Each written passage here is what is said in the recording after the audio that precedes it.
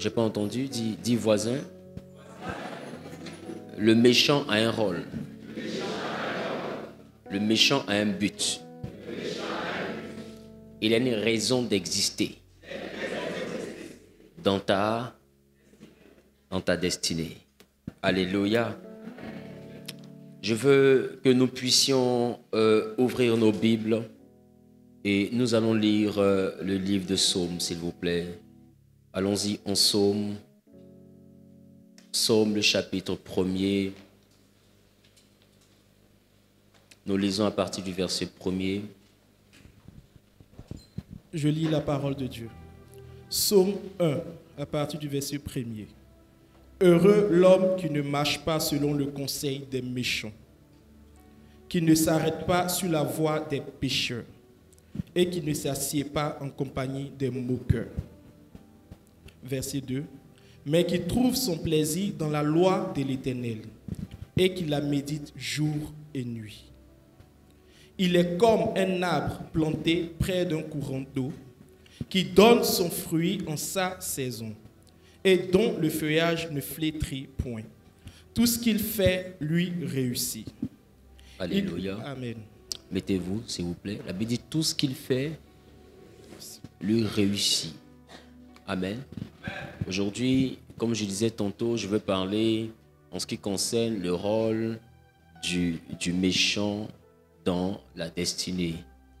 Vous savez, il y a dans la création de Dieu des choses que l'homme ne peut pas forcément comprendre, ou bien des choses que l'entendement humain ne peut pas forcément intégrer. Vous savez, lorsque nous parlons de Dieu, nous intégrons naturellement l'aspect lumineux. C'est ça? Nous intégrons l'aspect bien, c'est-à-dire l'ensemble de ce qui est bien. Amen. Et nous avons souvent du mal à identifier Dieu à ce que nous pouvons appeler mal.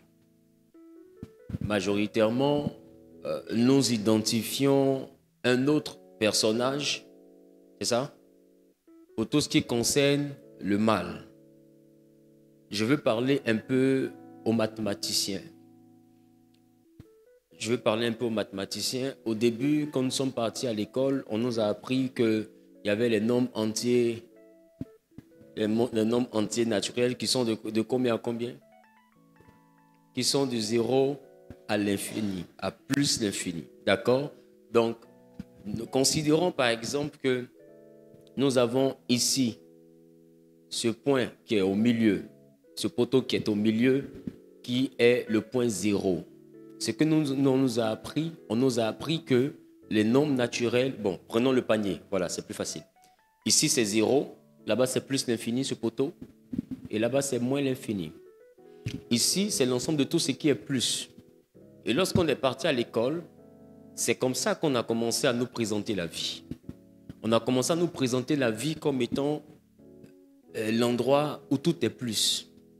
Qui comprend ce que je suis en train de dire? Et on a accepté que tout pouvait être plus. Donc, quand on faisait une opération où le résultat devait être moins, on nous disait automatiquement, c'est impossible. Jusqu'à ce que nous arrivions à une classe où on nous ouvre la porte du moins. Qui comprend ce que je suis en train de dire? Et quand on nous ouvre la porte du moins, c'est là que nous réalisons qu'il y a des calculs qui donneront une négativité, même si c'est une addition, et qui donneront encore une négativité, même si c'est une soustraction.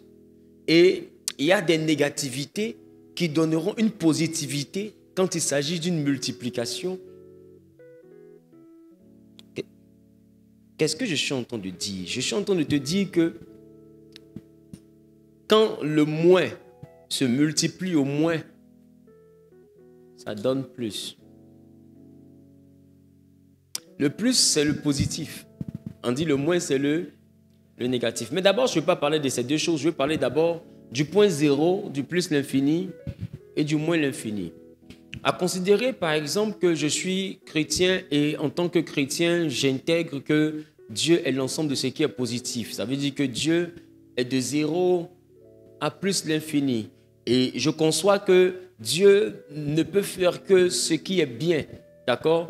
Donc, s'il ne fait que ce qui est bien, donc il ne fait que ce qui appartient au positif. Amen. Ou bien, à la limite, il ne fait rien du tout. Soit il ne fait pas, ça c'est 0. Mais quand il pose une action, cette action est plus. Qui commence, je suis en train de dire.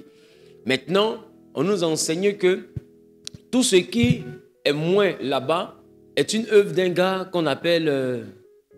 son nom là. Voilà, voilà, le nom que tu as dit là, c'est ça. Et on dit que ce qui se passe derrière le 0, c'est lui qui est responsable, lui et son groupe. Amen.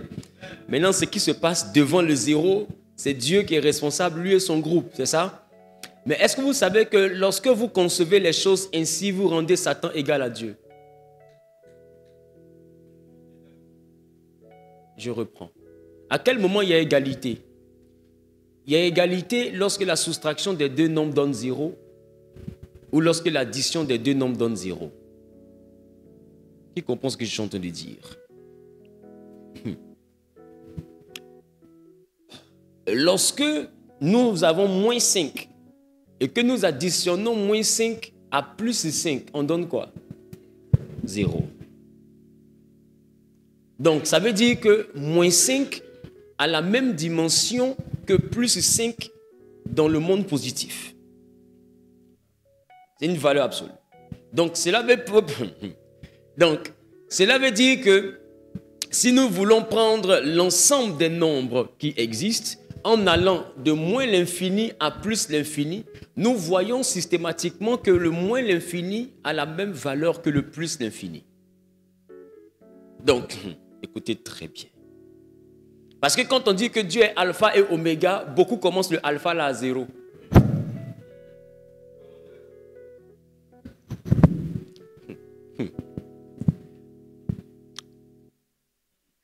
Ça commence à 0 quand tu es au CP1. Mais quand tu arrives dans des classes plus élevées, les chiffres ne commencent pas par 0. 0 devient le milieu des chiffres. Les chiffres commencent à moins l'infini, traversent 0 et s'achèvent à plus l'infini. Donc du coup, notre Dieu ne peut pas être le plus l'infini et ne pas être le moins l'infini, parce que le moins l'infini est l'équivalent du plus l'infini, parce que moins l'infini plus l'infini égale 0.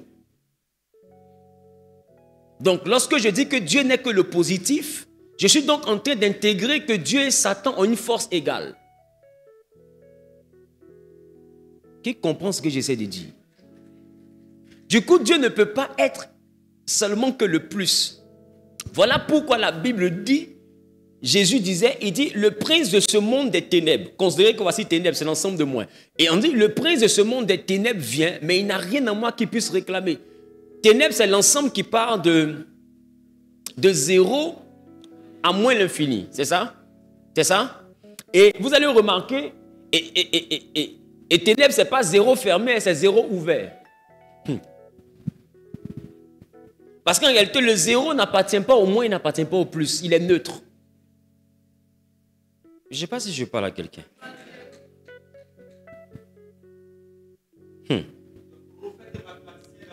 Regarde.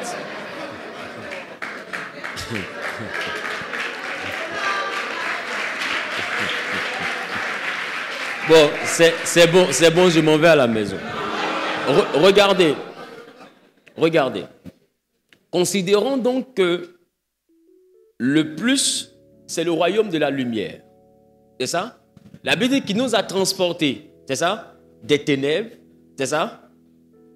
Dans le royaume du Fils de son amour, qui est le royaume de la lumière. C'est ça? C'est ça? Donc, nous faisons un voyage d'ici vers ici. Ça est de moins à plus. C'est ça? Et dans le monde ici, qu'on appelle monde des ténèbres, que le monde moins, est-ce qu'on peut zoomer pour qu'on voit ce que j'explique? Parce que quand je regarde, je ne vois pas les deux poteaux. On peut dézoomer, s'il vous plaît? Je ne vois pas les deux poteaux, je ne vois pas le truc. Donc ceux qui suivent sur Internet ne peuvent pas comprendre de quoi je suis en train de parler. Ils me voient juste faire un balai. c'est pas toujours évident. Amen. Donc, si Satan est le prince du monde des ténèbres, c'est que la Bible te dit qu'il n'est pas le roi. S'il n'est pas le roi et qu'il est le prince, c'est qu'il y a un roi. Or, Satan est censé être la plus haute hiérarchie du monde des démons, pas du monde des ténèbres.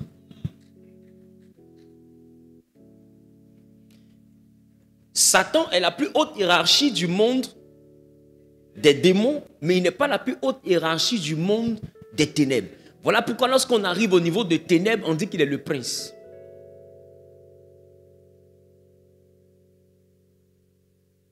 Écoutez, écoutez. Maintenant, si lui il est le prince, qui est le roi?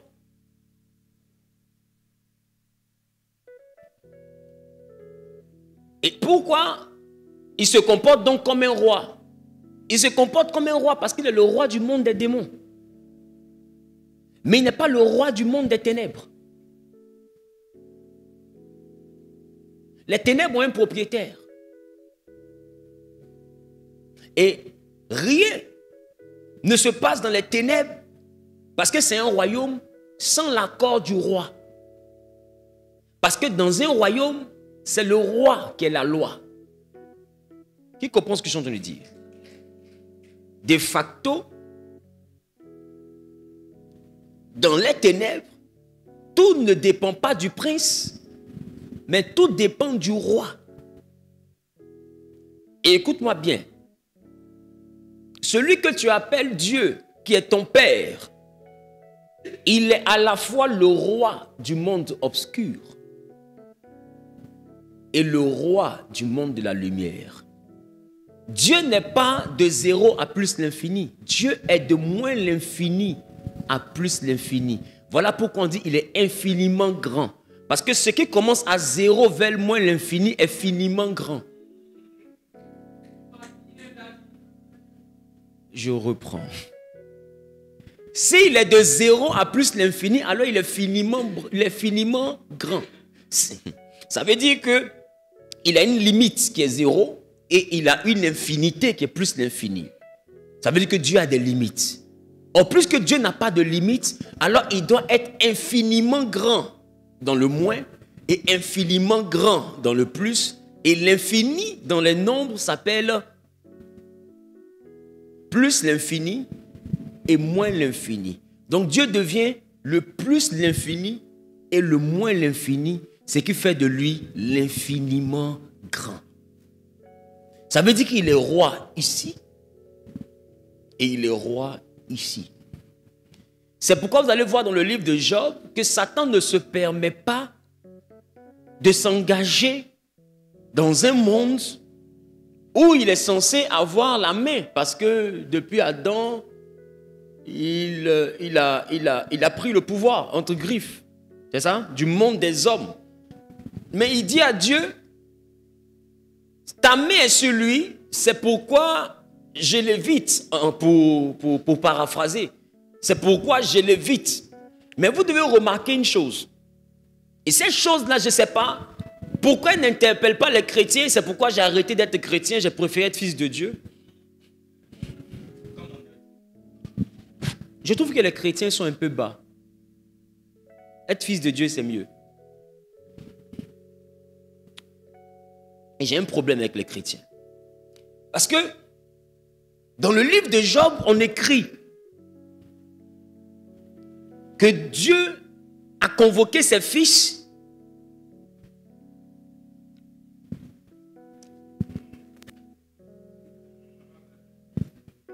et Satan est venu. Mais bizarrement, le chrétien pense qu'il est le seul à être fils.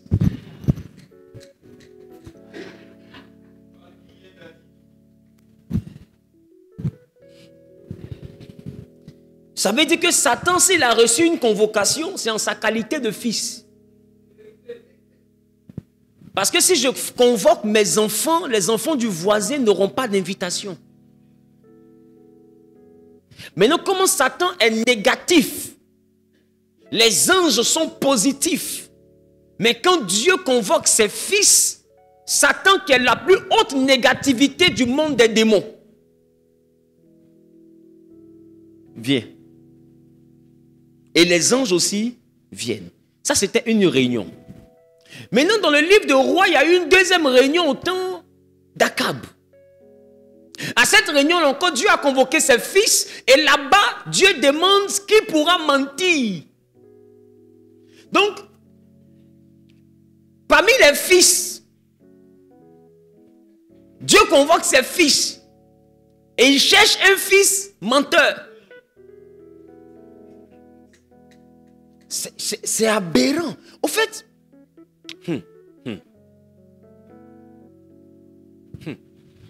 il convoque ses fils et il dit, qui pourra dire à Akab? Parce qu'il dit fils menteur, d'autres pensent que je mens. Donc je vais reprendre tel que tu as lu là et puis tu vas comprendre tel que j'ai lu.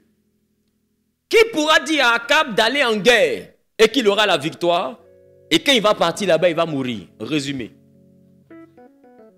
Qui va partir mentir?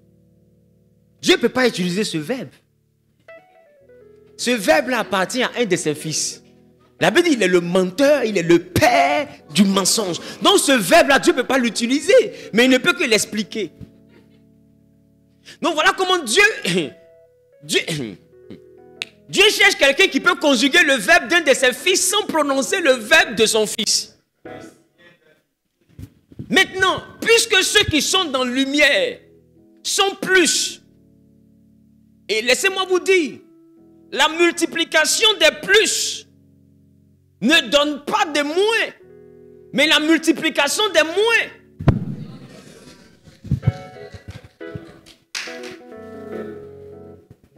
Voilà pourquoi je pense que quelqu'un a écrit là où le péché des moins a surabondé.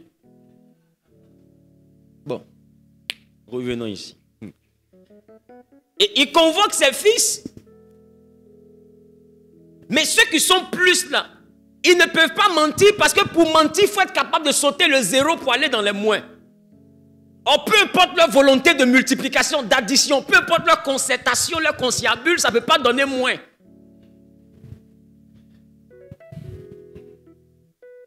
Or, la volonté de Dieu, elle est positive, mais elle a besoin d'une action négative. Alors pour...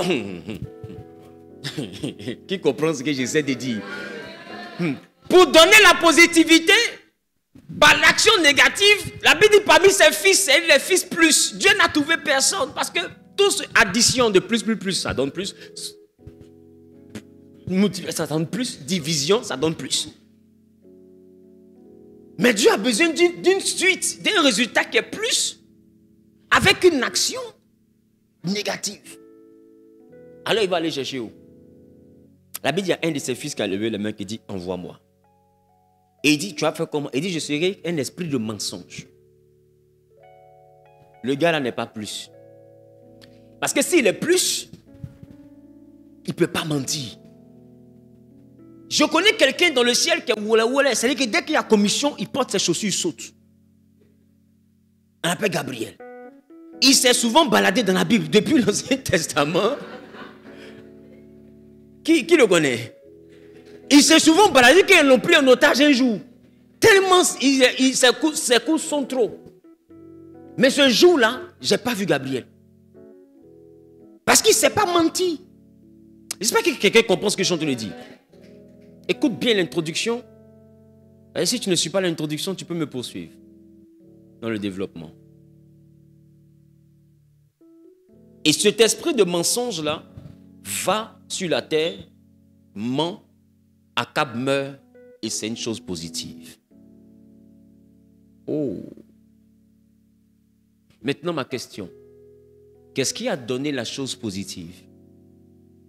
Puisque il y a deux acteurs. Il y a Dieu qui veut et il y a lui qui ment.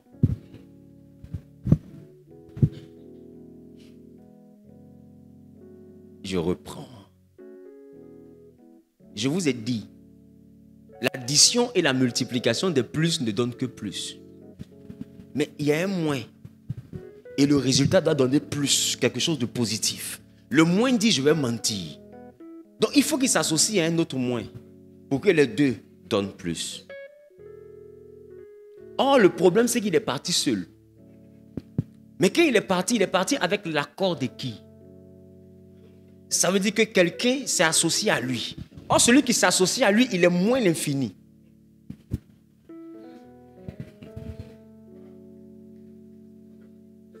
Donc, quand le moins l'infini s'associe à un moins, quand les deux se mettent ensemble, ça donne un plus qui est une destinée positive. Qu'est-ce que j'essaie de dire? J'essaie de te dire qu'il y a des moments où Dieu s'associe avec l'obscurité pour te rendre positif. Je reprends. C'est maintenant que je vais commencer mon message. Il y a des choses qui se passent dans ta vie que tu attribues au diable. En réalité, ce n'est pas le diable, c'est Dieu qui s'associe à eux. Allons-y en Ésaïe. Écoute, moi, ma théologie est un peu académique.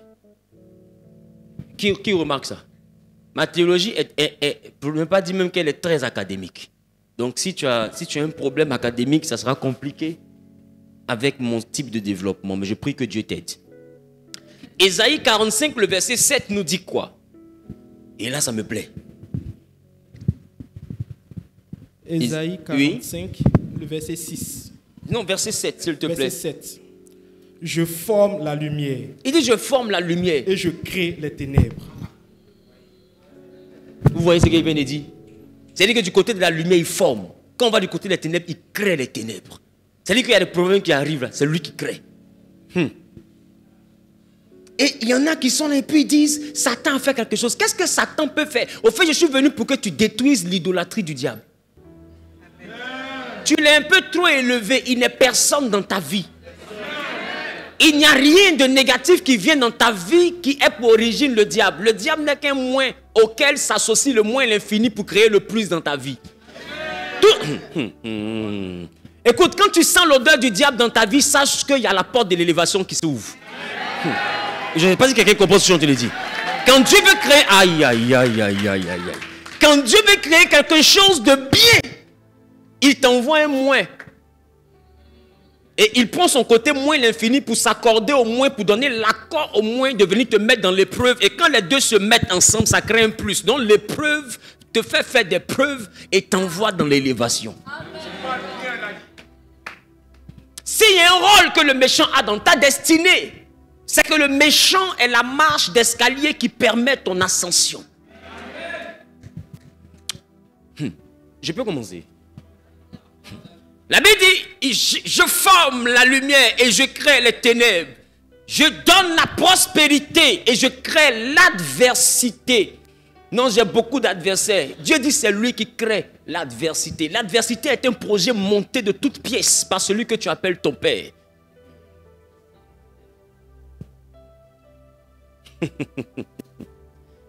C'est pourquoi il dit, bénissez ceux qui vous persécutent. Et regardez, pour confirmer ma folie. Regardez ce qu'il nous promet. Regardez ce qu'il nous promet. Attendez, j'arrive. Laissez-moi, je ne connais pas la Bible, ils sont allés chercher. Amen. Je suis sûr que toi, tu connais mieux, donc c'est plus facile pour toi. Marc chapitre 10, le verset 29. Qu'est-ce que la Bible dit, papa? Ça a poussé. Hein? Marc 10, okay. Verset 29. Vas-y. Jésus répondit. Depuis on prêche là, je vois que ça pousse. Oui, ça pousse. C'est pas possible. On va y arriver. On risque de te voir en lox ici un jour. La Bible dit, Jésus répondit parce que Pierre demande à Jésus, nous qui avons tout laissé pour te suivre, qu'en est-il de nous? Nous on gagne quoi? Et Jésus répond, je vous le dis. En vérité. Il n'y a personne. Ayant quitté. À cause de moi. Et à cause de la bonne nouvelle. Sa maison. Ou ses frères. Ou ses sœurs. Ou sa mère. Ou son père. Ou ses enfants. Ou ses terres. Ne reçoivent au centuple. Il dit, il va recevoir au centuple. C'est ce qu'il a laissé multiplier par 100. C'est ça? C'est-à-dire que Jésus promet l'abondance. Et il dit, ils ne reçoivent au centuple.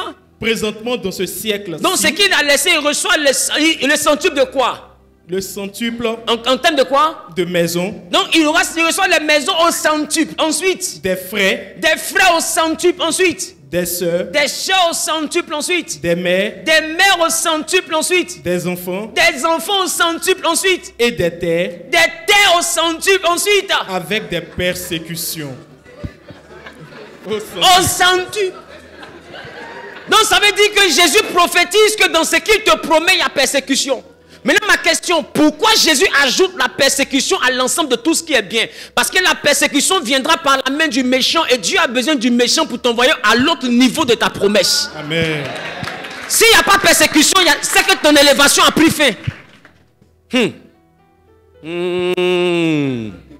Non, le problème c'est que nous voulons accepter le côté où on prospère, le côté où on a des maisons, le côté où on a des enfants, le côté où on se marie, le côté où on a des terres. Mais on ne veut pas accepter le côté où on est persécuté. Si tu n'es pas persécuté, tu n'as pas d'ascension. Celui qui n'est pas persécuté n'a pas de promesse. Celui qui n'a pas de méchant dans sa vie n'a pas d'avenir. Si les méchants disparaissent dans ta vie, c'est que Dieu a fini son histoire avec toi. Il dit, c'est moi qui forme, qui crée l'adversité. Mais en même temps, il dit, assieds-toi à ma droite jusqu'à ce que je fasse de tes adversaires ton marchepied.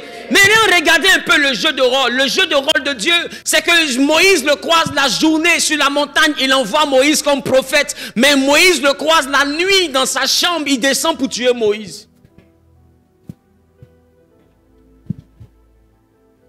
Parce que ce que vous ne maîtrisez pas, c'est la version moins l'infini. La Bible, durant la nuit, l'Éternel attaqua Moïse. C'est le verbe qu'ils ont utilisé. Attaqua. Mais ça me rappelle une mémé que je connais. Qui comprend ce que je viens de dire? Ça me rappelle un cousin qui s'envole. Là, ça me rappelle un peu un truc comme ça. Ça me rappelle un féticheur qui est dans un coin. C'est ça, c'est les attaques. Maintenant, comment quelqu'un a été fait prophète par Dieu et il reçoit une attaque? Normalement, il doit parler en langue. Rikelebro, shababa, feu. Mais le problème, c'est que c'est le propriétaire du feu qui l'attaque. Maintenant, ma question, comment Dieu peut envoyer quelqu'un, puis même pas une semaine, lui-même vient assassiner la personne? C'est pourquoi je veux dire que tout le monde est remplaçable. Si Dieu a attaqué Moïse, c'est parce qu'on pouvait remplacer Moïse. Moïse n'était pas indispensable. Il y a une partie de Dieu où il parle à Gabriel, il y a une autre partie où il cause à Lucifer. Intégrez ça. Et j'ai envie de te dire, dans le côté obscur, il a causé 2 fois à Lucifer et il a été d'accord avec lui 2 fois. Dans la Bible, c'est écrit. La première fois qu'il a causé à Lucifer, c'était dans le cadre de Job, dossier Job. Job n'avait rien fait. Qu'est-ce qui s'est passé? Dieu l'a exposé, ils l'ont maltraité. À la fin, on dit, il n'a pas régné. Tout ça. Bon, si je ne vais pas régner, est-ce que tu as besoin qu'on me maltraite pour ça? La Bible dit que tu sondes les cœurs et tu sondes les reins. Dieu, rentre dans mon cœur. Qui commence à dire? Mon cœur est là, tu fais, fiou, et puis tu sors. Quand tu sors là, tout ce qui est dedans, tu sais. Si je peux te régner, tu sais. Maintenant, pourquoi mes enfants meurent? Juste pour que tu saches ce que tu sais.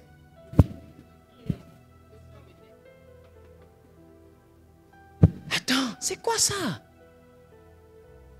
Tu sais ce que tu sais. Pourquoi je dois souffrir pour que tu saches ce que tu sais déjà?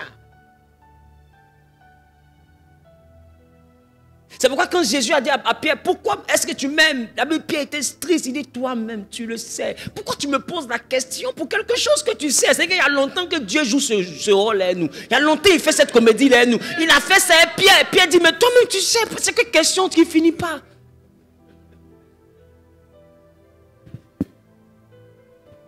Et bizarrement, Dieu savait que Job n'allait pas le régner, mais c'est comme s'il voulait juste montrer à Satan que Job n'allait pas le régner. Maintenant, pour prouver à Satan que je n'ai pas te régner, mes enfants sont morts. Bon, les champs, on peut remplacer, mais mes enfants.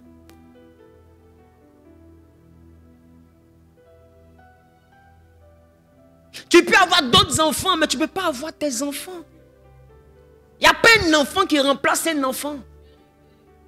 Jamais. Demande à une mère qui a déjà perdu un enfant. Elle a eu peut-être 5 autres enfants, mais cet enfant qu'elle a perdu, quand elle doit, elle pense à lui. Il n'y a aucun enfant qui remplace un enfant. Ça n'existe pas. Donc tu as remplacé un enfant là, comment? Même tu me donnes le centuple. J'ai le souvenir de mes enfants que j'ai déjà perdus. C'est écrit dans mon âme. Mais cependant, Dieu a laissé faire. Deuxième fois, Pierre. Qui se rappelle de Pierre, l'apôtre? Jésus dit à Pierre, Satan t'a réclamé. C'est-à-dire qu'il y a eu réunion.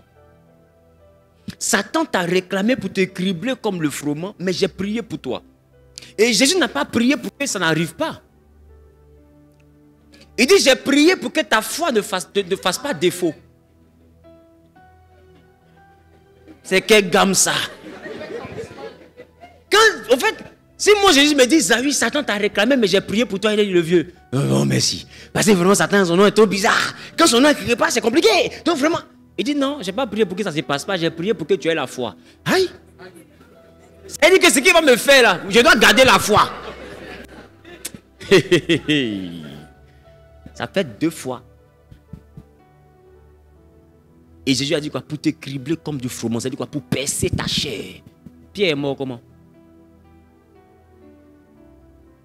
Comment Pierre est mort? Il a été criblé, perforé.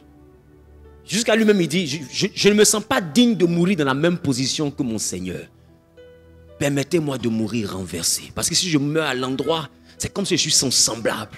Et ils ont accordé sa dernière volonté. Il est mort renversé, mais criblé comme le froment. Qui avait fait ça? Qui avait demandé? Jésus avait dit, Satan t'a réclamé. Mais pourquoi Satan réclame Pierre? Et puis la manière dont Satan le réclame, c'est comme ça Pierre meurt.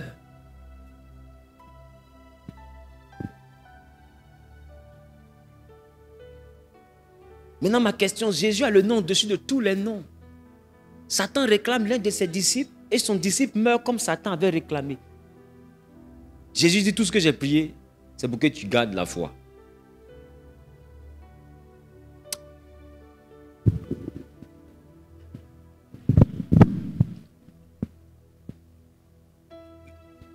J'ai compris clairement qu'il y a une facette de Dieu. Permettez-moi de finir à 21h, s'il vous plaît.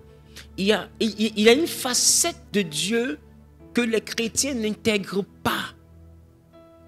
Ne vous concentrez pas sur les œuvres du diable. Concentrez-vous sur l'amour de Dieu. La Bible dit que Dieu a tout fait pour un but. Proverbe chapitre 16, le verset 4. Proverbe chapitre 16, le verset 4 nous dit quoi? Oui.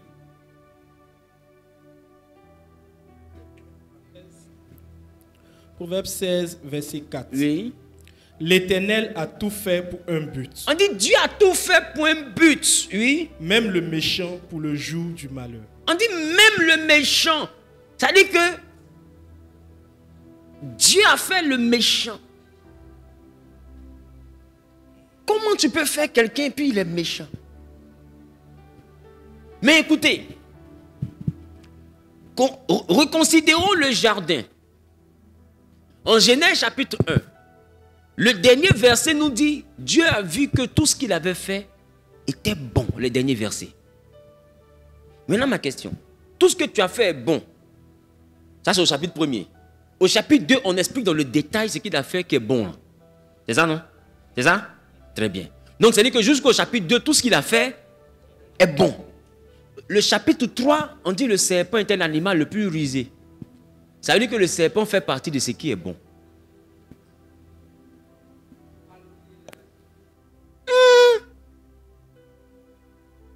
En fait, je ne veux pas être en bas ici avec toi, je veux monter avec toi. Parce qu'il a dit à Nicodème, je te dis des choses d'en bas, tu ne comprends pas. Quand je te parlerai des choses d'en haut, comment tu vas comprendre? Un chrétien de l'enfant du dimanche, quand il pense au plan de Dieu, il n'intègre pas le diable.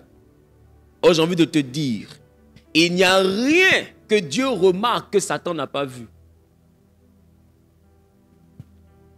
C'est pourquoi Dieu dit, tu allais parcourir la terre, as-tu remarqué Job? Il a dit, mais comment je peux ne pas le voir? Ça veut dire quoi? Si tu le regardes forcé, je l'ai vu. Donc ça veut dire que tu ne peux pas être quelqu'un que Dieu aime et puis Satan sera loin de ta vie. Je reprends. Tu ne peux pas être quelqu'un que Dieu aime et puis Satan sera loin dans ta vie. Laisse-moi te dire, si tu marches avec Dieu, que tu ne croises pas Satan, c'est que tu marches avec lui. Je reprends. Tu sais, celui à qui je marche dans la même direction ne peut plus se croiser.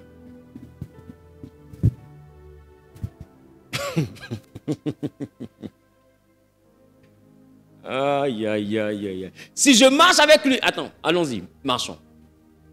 Marchons dans la même direction. Est-ce qu'on peut se croiser? Pourquoi? Parce qu'on marche dans la même direction. Maintenant, viens comme ça. Est-ce qu'on finira par se croiser? Pourquoi? Si tu ne croises pas le diable, c'est que tu marches avec lui. Si tu ne croises pas le méchant, c'est que tu es méchant. Qui comprend ce que je suis en train de dire? Voilà pourquoi Jésus dit, ceux que vous appelez les méchants, s'ils ont fait ça au bois vert, que vous feront-ils à vous bois sec? Ça veut dire que si on ne te fait rien, c'est que c'est toi qui fais. Est-ce que tu comprends? Arrête de dire, je ne comprends pas pourquoi on me fait. On te fait parce que tu as une étoile.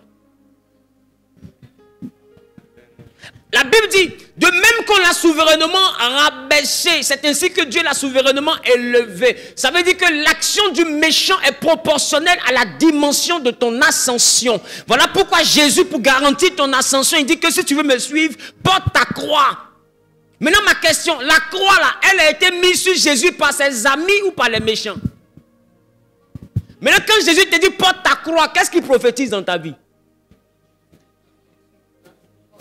Écoute, c'est que c'est Marie qui s'est levée le matin. Elle allait voir Joseph comme il est menuisier. Jojo, il dit oui chérie. Jojo, il dit oui chérie. Il dit fais, prends 2 bois colle. Ça va être bien lourd, j'ai compris. Mets sur le dos de notre enfant. C'est ce qu'elle a fait. C'est des méchants. Pilate même dit, je ne vois rien de coupable en cet homme. On dit, mais s'il n'y a rien de coupable, tue-le. Il dit, mais je le tue pourquoi? On dit, bon, ok, on va te donner une raison.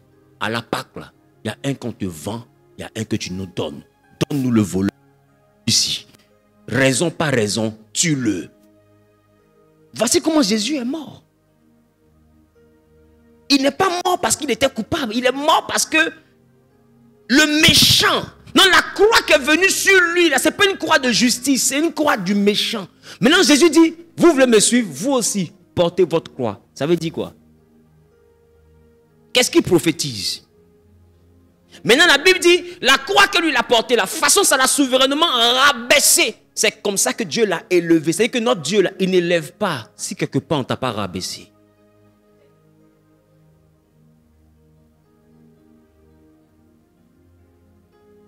Écoutez, il y a quelque chose que Jésus aimait. Il aimait bien boire ça. C'était quoi? C'était même son premier miracle. Le vin, c'est ça? Est-ce que vous savez comment est-ce que le vin était fabriqué à l'époque?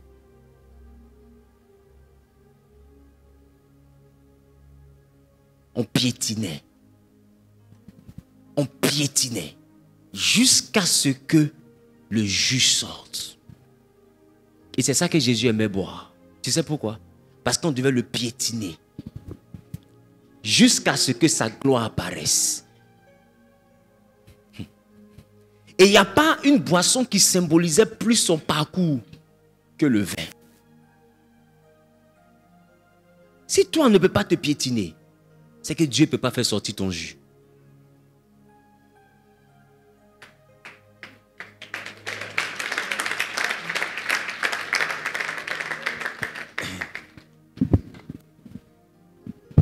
Et laisse-moi te dire, il n'y a aucun ami qui t'aime. Il n'y a aucun parent qui t'aime. Il n'y a aucune connaissance qui t'aime, qui va te voir et qui va te piétiner. Il faut quelqu'un qui a un cœur pour ça. Il y a un cœur spécial pour ça.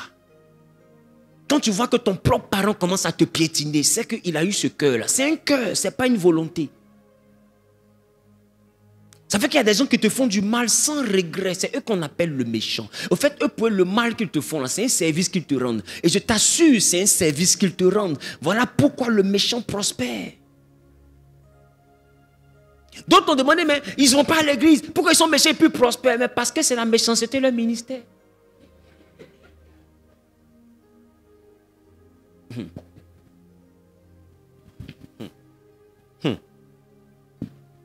Je veux que tu viennes avec moi et nous allons voir. Et dit, Dieu a tout fait pour un but. Que signifie but? But parle de quoi?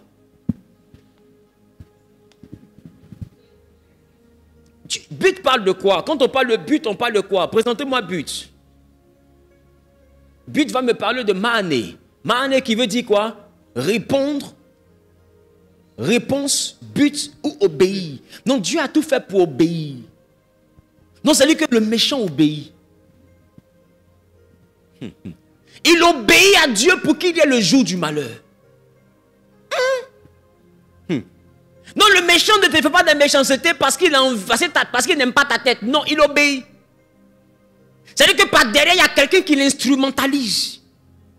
Il y a quelqu'un qui le pousse à te faire de méchanceté. Ma question, vous pensez qu'il y a longtemps que les frères de Joseph l'aimaient? Non, il y a longtemps qu'ils ne l'aimaient pas. Mais qui allait payer son transport pour aller en Égypte? Puisque son père l'aimait. Donc son père aimait aussi sa mère. Et sa mère est morte. Donc il voit Joseph et qu'il voit Benjamin, c'est Rachel qu'il voit. Qui va enlever Joseph chou? La preuve, quand l'enfant a été enlevé, quand il est mort, Jacob a perdu son équilibre. La Bible dit qu'il a entendu que Joseph était vivant, il ne croyait pas, mais quand il a vu les chats, son esprit s'est ranimé. Ça veut dire quoi? Il était mort, il était dans l'agonie. Cet homme n'était plus que l'ombre de lui-même. Ça veut dire quoi? Joseph a rêvé, mais tant que son père vivait, ça n'allait pas se réaliser. Parce que Jacob n'allait jamais laisser son enfant aller en Égypte seul. Jamais. Donc le rêve n'allait pas s'accomplir. Il fallait donc qu'il y ait des méchants pour aider Joseph. Les méchants ont obéi. Parce que Joseph devait arriver en Égypte pour devenir gouverneur. Son père ne peut pas le libérer. Dieu doit créer les méchants. Donc Dieu invente de toutes pièces une scène de méchanceté. Joseph ne comprend pas pourquoi cette méchanceté. Il dit, mais je suis votre frère. Donc disent, tuons-le. Puis il y a un qui dit, non, ne le tuons pas. Voici ceux-là, ils vont en Égypte. C'est-à-dire quoi? Voici le cas. Le cas est arrivé. Ça veut dire que cette méchanceté, c'était pour... En fait, c'est la gare. C'était pour que Joseph monte dans le car. Pour arriver en Égypte. C'est tout. Voilà pourquoi ils ont voulu expliquer la méchanceté. Joseph dit, laissez. J'ai fini par comprendre que le mal que vous m'avez fait là, c'est ça qui s'est changé en bien. Ça veut dire quoi? La dimension du mal qu'on te fait est la hauteur du bien que tu auras. Le méchant a un rôle. Celui qui décide de te détester au travail, de faire son rôle, c'est qu'on te renvoie. C'est pas qu'il a gâté ta vie, il vient d'arranger ta vie parce que Dieu ne veut pas que tu restes là-bas. Tu n'es pas né pour être un employé, tu es né pour être un employeur. Et tant qu'on ne te torpille pas pour qu'on te renvoie, tu ne vas pas décider de sortir. Donc il va inventer un méchant. Quelqu'un à qui tu n'as rien fait, mais quand elle voit ton tissage, elle est fâchée. Quelqu'un à qui tu n'as rien fait, mais il fallait que j'en parle, diantre. Bon. Non, c'est pas ça. Bon. Non. Bon. Non. Bon. Qui est là-bas? Donc, les gars, donnez-moi une amen. Vous devez intégrer que Dieu embauche les méchants pour vous conduire dans votre destinée. Vous devez l'intégrer. Arrêtez de penser que la méchanceté, c'est l'abandon de Dieu. Seigneur, où es-tu? C'est lui qui est là. Non, Seigneur, envoie-moi la terre promise. Mais la terre promise, voici le cas là. C'est le cas là qui est là. Toute la méchanceté qu'on te fait là, c'est le cas de la terre promise qui est là. Si tu fuis cette méchanceté, tu fuis ta gloire. Voilà pourquoi Jésus dit, mon âme est triste jusqu'à la mort. Mais il voit la méchanceté, mais il sort.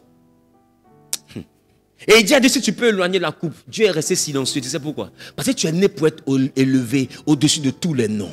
Comment tu fais pour être élevé si tu dévies la méchanceté? Tu ne peux pas, mon fils. Ça là, je ne peux pas exaucer ça. Il y a une chose que Dieu ne peut pas exaucer, c'est te faire éviter les méchants. Il ne peut pas. C'est le chemin. pour que tu montes.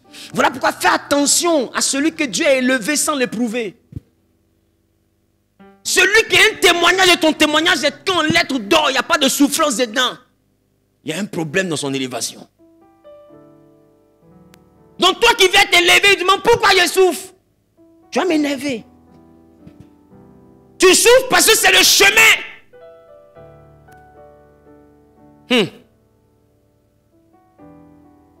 La Bible dit Dieu a tout fait pour obéir. Mais l'autre dimension parle de quoi? Ça vient encore d'un dérivé qui va te parler de Anna.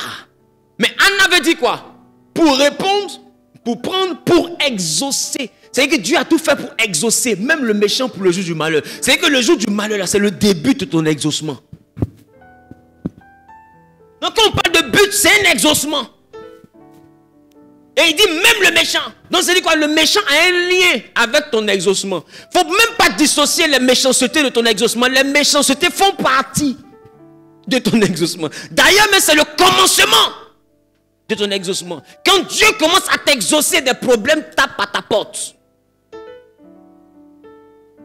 Voilà pourquoi une prophétie qui se respecte et qui est divinement établie commence par le sens contraire. Si Dieu te promet la gloire, ne bois pas de champagne. Je vais t'élever. Ne saute plus.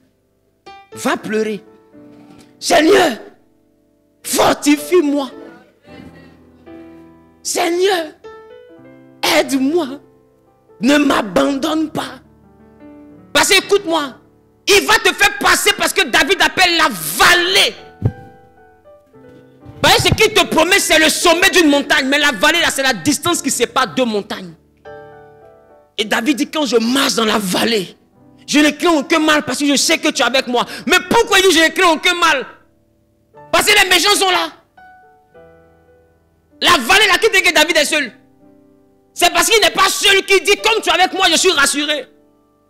Parce que dans la vallée, on n'est pas seul. Mais le problème, c'est que dans la vallée, on n'est pas avec des amis. On n'est qu'avec des méchants. Voilà pourquoi David dit, je ne crains aucun mal. Ton bâton et ta houlette me rassurent. C'est-à-dire quoi? Même quand je vois toutes les méchancetés, je sais que tu es là, dont mon cœur ne se trouble pas. Quand on me renvoie, mon cœur ne se trouble pas. Quand je perds tous mes investissements parce qu'il y a un méchant qui a dilapidé mon argent, mon cœur ne se trouble pas. Il y a raison de fois que tu veux aider, tu leur donnes ta main, ils prennent ton bras, mais mon cœur ne se trouble pas. Regarde les gens qui sont entrés dans ta vie, qui ont détruit tout ce que tu as lutté pour construire. David dit, je ne crains rien. Je ne crains aucun mal. C'est-à-dire, je ne crains aucun malheur. C'est-à-dire qu'il n'a pas dit, le malheur ne viendra pas. Il dit, je n'ai pas peur du malheur. Ça veut dire quoi? Tu dois avoir la mentalité de quelqu'un qui n'a pas peur du malheur. Parce que le malheur arrive. Et le malheur viendra. Voilà pourquoi c'est une prophétie. Il dit, le malheur atteint souvent. C'est-à-dire que quand tu vas marcher au milieu des malheurs, là, il y a quelques malheurs qui vont t'atteindre. Mais il dit, mais quand ça va t'atteindre là, tranquillise-toi. Je t'en délivrerai toujours. Voilà pourquoi la beauté du témoignage, ce n'est pas dans le résultat, c'est dans le parcours. Moi, je ne crois pas en la richesse, je crois en comment tu as eu. Je ne crois pas en ton élévation, je crois en ton parcours pour atteindre l'élévation. Tu es passé par quoi? Tu as fui la méchanceté ou bien tu as cru en Dieu dans la méchanceté? Et à quel point ils étaient méchants? Quand les gens sont méchants, n'abandonnent pas Dieu, c'est le carrosse qui est là. Pour que Jésus soit élevé, la méchanceté devait rentrer dans le cœur de Judas. C'est le carrosse qui est là. On ne fuit pas la méchanceté. On traverse cette vallée en ayant Dieu avec nous.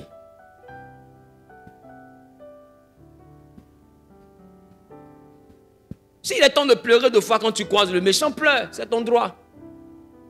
Mais n'abandonne pas Jésus. Si tu penses que ça t'arrache cette nuit de sommeil, le sommeil que tu n'arrives pas à avoir, ben tu as trop de problèmes. Prends cette insomnie-là pour parler à ton Dieu, pour dire, je n'ai que toi au milieu de cette méchanceté. Ce qu'on me fait là, c'est toi seul qui es mon parent. Parce que je ne peux pas comprendre que mes parents sont vivants, c'est eux-mêmes qui me font tout ça.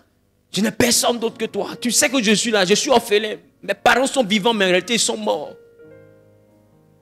Toi, tu me laisses dans cette vallée, je suis foutu. Parce que tout le monde me regarde. Et c'est toi que j'ai choisi. Il y a des gens qui ont choisi des os. Moi, j'ai choisi Jésus.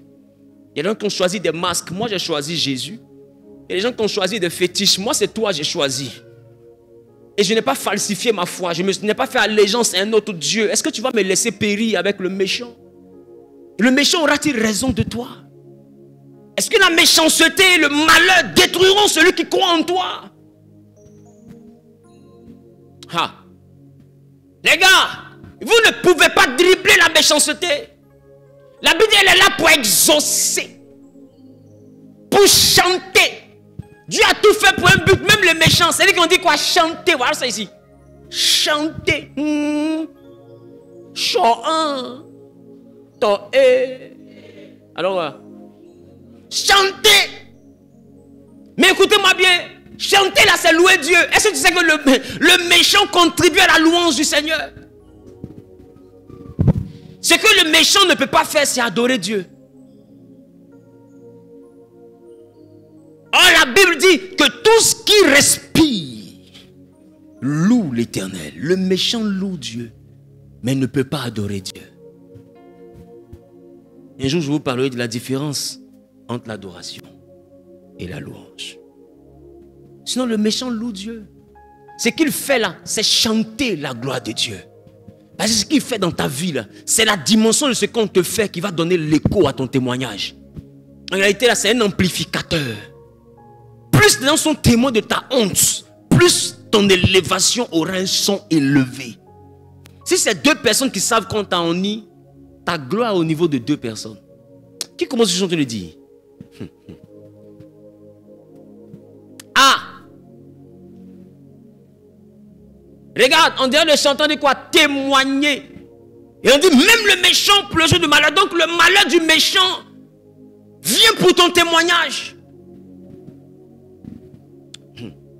Moi je n'ai Jésus, oh, si tu me l'enlèves, je n'aurai plus rien. Ah la la la, ah la la la.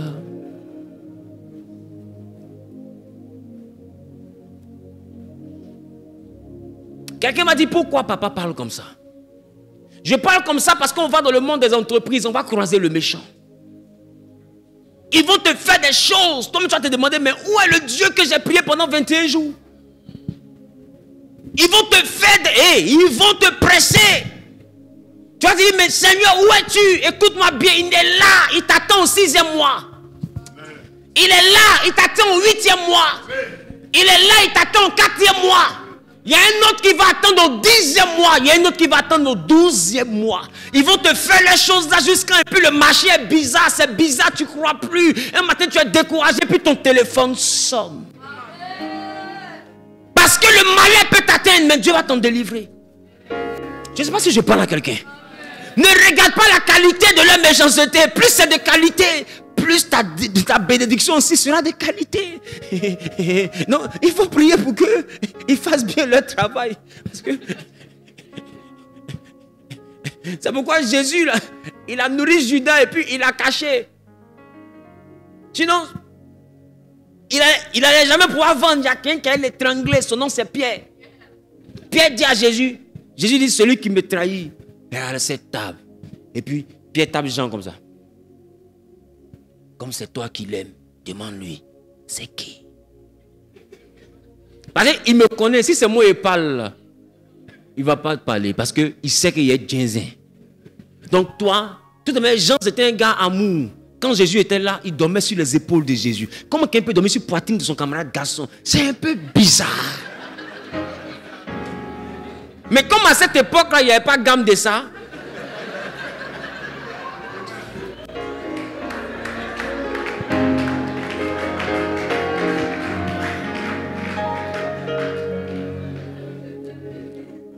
Moi je n'ai Jésus, oh, si tu me l'enlèves, je n'aurai plus rien. La la la. La la la. Donne-moi un amen bien. Je suis venu parler à un élu et un gladiateur. Il y a des moments du combat où tu vas avoir l'impression que la guerre est perdue. Mais je veux te dire, fortifie-toi et aie bon courage. Car c'est toi qui enverras le peuple à prendre possession du pays que l'Éternel a promis. C'est toi. C'est toi. Ne te minimise pas, ne te sous-estime pas. Et on ne vend pas la peau de l'ours avant de l'avoir tué. On ne peut pas donner le prix d'un poisson qu'on n'a pas pêché. Tant que tu respires, tu es un Dieu. Parce qu'il est le Dieu des vivants.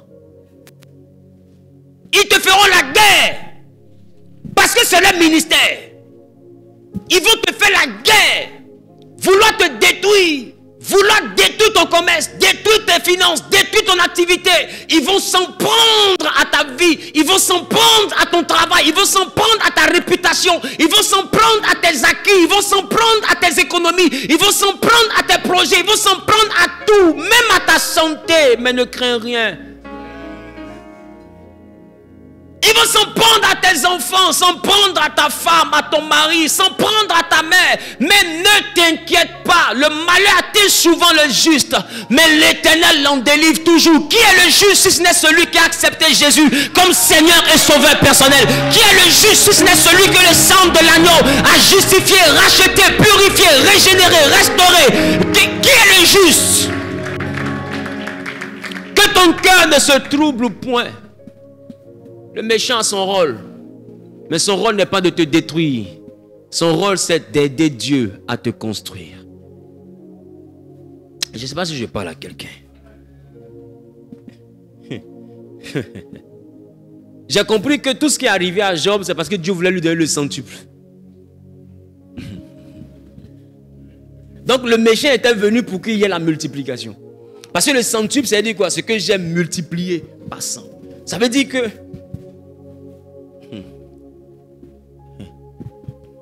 ton Judas ne doit pas mourir.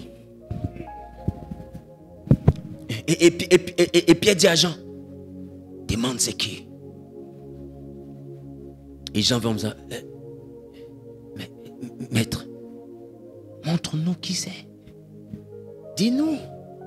Il dit, celui qui met le pain en même temps que moi, c'est lui.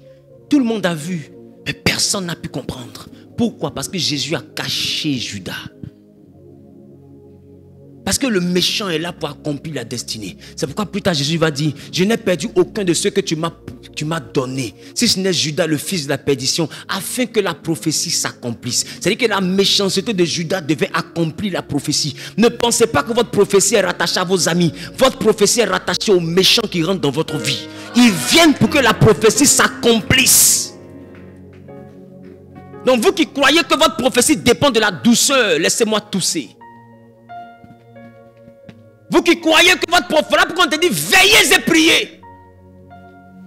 Parce qu'il y a des choses rocambolesques que tu vas vivre, il y a des secousses que tu vas connaître. Parce qu'il y a des altitudes, quand tu commences à naviguer, quand tu commences à voler à certaines altitudes, il y a des turbulences. Il y a des moments où l'avion secousse, ça ne veut pas dire que tu vas t'écrouler, ça ne veut pas dire qu'il y aura un crash. Ce sont les étapes du vol. Il y a des gens tels que moi qui nous sommes restés dans les avions où il y avait des turbulences pendant plus d'1 heure.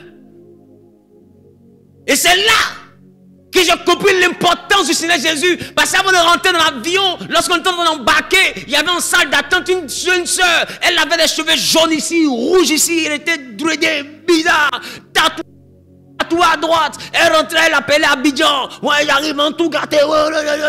Une grosse swag. Et puis on était dans l'avion. Et puis maman, à un moment donné, l'avion fait.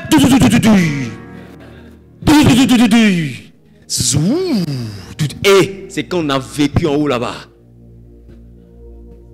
À côté de moi, il y avait une maman catholique. Vous voyez les sœurs là. Elle a fait sortir le rosaire. Et Chapelet qui est sorti la champion. Ça c'est pour composer le numéro de Michel direct. Il y a un autre musulman à côté de lui, il a plié ses pieds dans le siège. Je ne sais pas ce qu'il voulait faire. Il a commencé à faire son truc. Bon. Ok. Je regarde derrière, qui je vois? La sœur aux cheveux colorés. Et elle a commencé. Père, je te prie. Dis que j'entends Rikele bro Shakata. J'ai dit, hé, je pense que c'est le moment pour moi de dormir. Parce que au ciel ici, là, on va tout voir. On est déjà arrivé au ciel. Amen.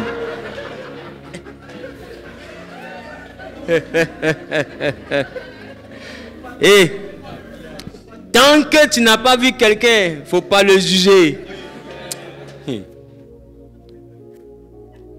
C'est la femme de Moïse même qui était là. C'est-à-dire que où est Pata Bidjan? C'est Moïse qui s'en croisé comme ça. Tu penses que c'est du jeu? Elle a stabilisé l'avion. Moi j'ai pris mon somnifère. J'ai fermé mes yeux. J'ai tiré ma couette. Et j'ai dit, Seigneur, mon âme te bénit. Que ta volonté soit faite. Et j'ai commencé à dormir. Ce qui s'est passé après, entre le musulman, la sœur, et puis la sœur. Je ne sais pas, c'est qu'ils ont veillé sur mon âme les trois. Et puis moi, j'arrive à Abidjan, amen. Tcho. Il y a des moments où on ne prie pas, tes prières doivent parler pour toi. C'est pour tout ça là qu'on priait. Je reprends.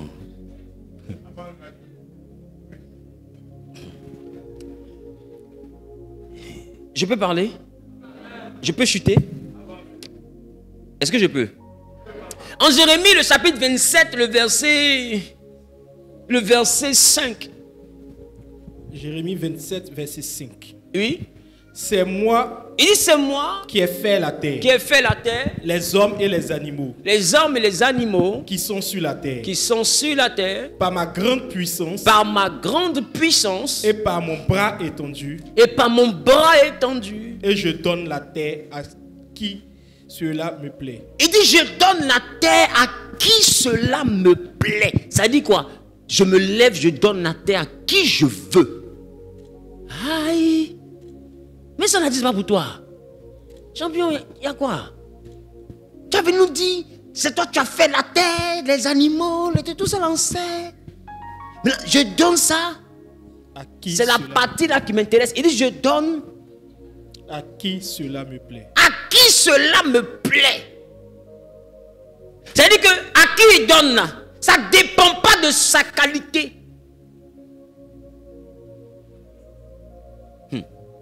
Dieu peut donner la terre à un méchant parce qu'il a besoin de sa méchanceté dans cette saison.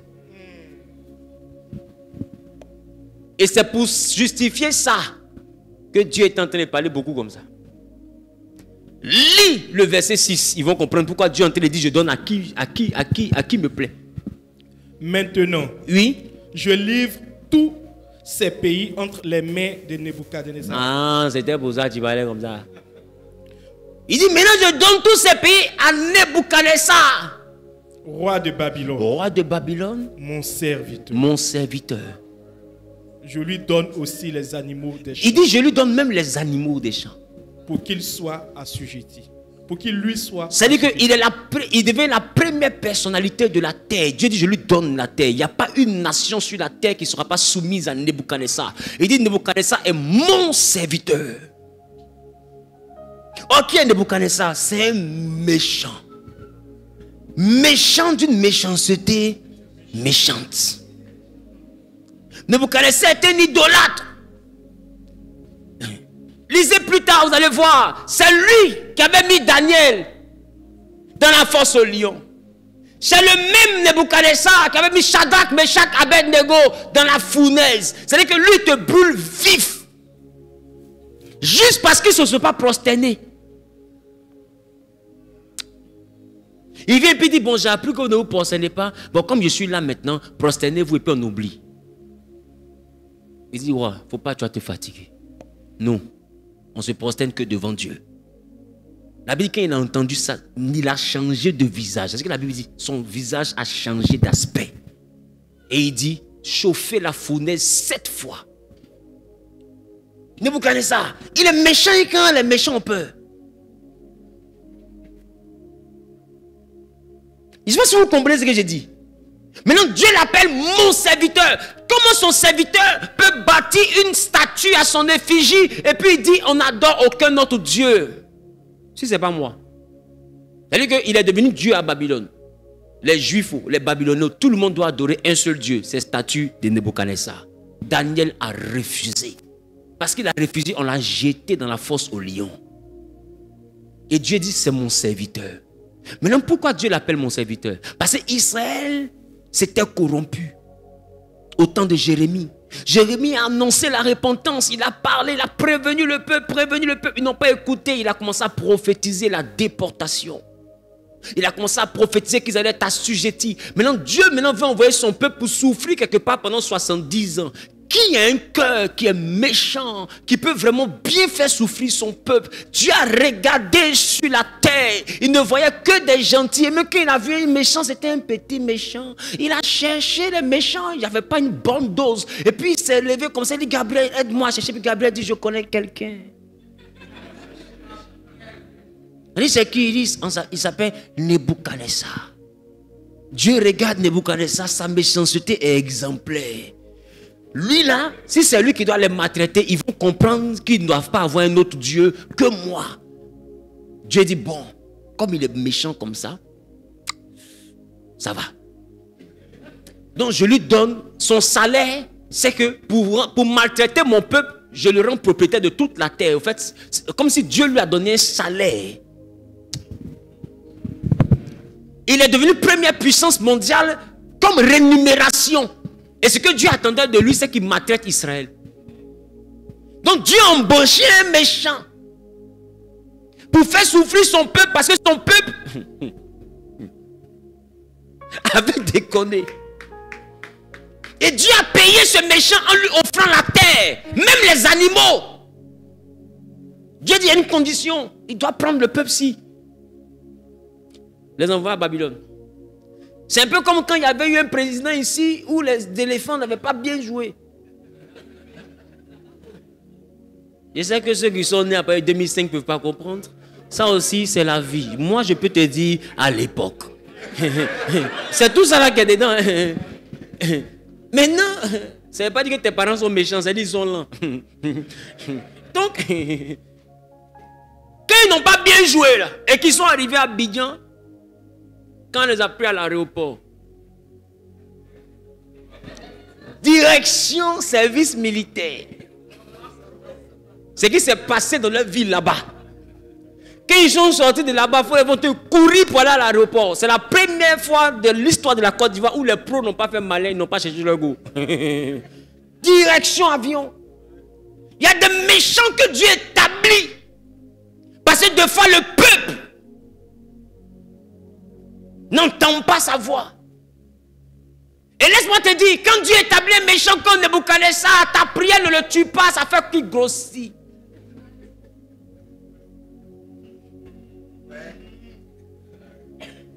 Quelqu'un entend la voix de Dieu, je suis sûr. Qui entend la voix de Dieu? Non, il y a des choses que vous devez arrêter de dire sur les nations. Le monde va mal, donc Dieu va établir des méchants de plus en plus. Parce que la méchanceté va accomplir la volonté de Dieu. Parce que quand Dieu décide de frapper, il faut une main pour te gifler.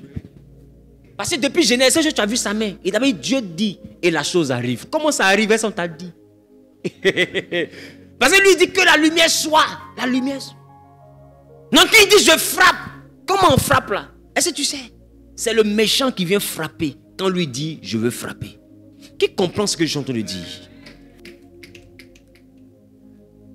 Voilà pourquoi il y a des moments où les chrétiens, reposez-vous.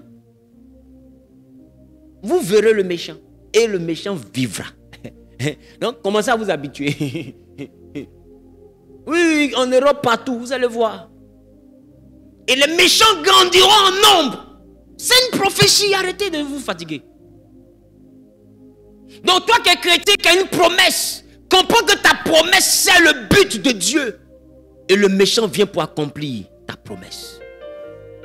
Ne bannis pas le méchant de ta destinée. Bien au contraire, accroche-toi à Dieu quand le méchant s'approche de toi. C'est pourquoi le psaume a dit, heureux celui qui ne marche pas selon le conseil des méchants. Parce que les méchants viendront. N'écoute pas ce qu'ils vont te dire. La Bible dit, porte-toi sur la parole du Seigneur. Médite-la jour et nuit. Tu seras comme un arbre planté près d'un courant d'eau.